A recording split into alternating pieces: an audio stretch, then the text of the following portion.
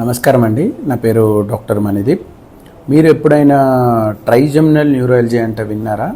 దీని గురించి నేను మీకు ఈరోజు చెప్తాను.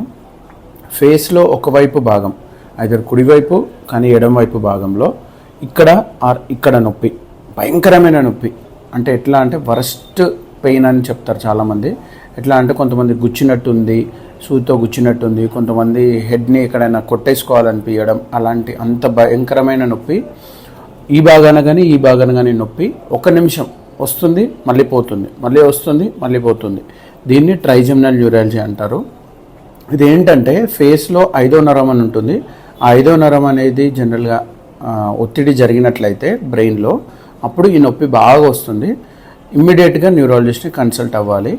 ఇది ఒకవేళ ఎంఆర్ఐ స్కాన్ కానీ లేకపోతే పరీక్షలతో కన్ఫర్మ్ అయిందనుకోండి, దీనికి ట్రీట్మెంట్ ఇప్పించుకోవాల్సి వస్తుంది. Thank you.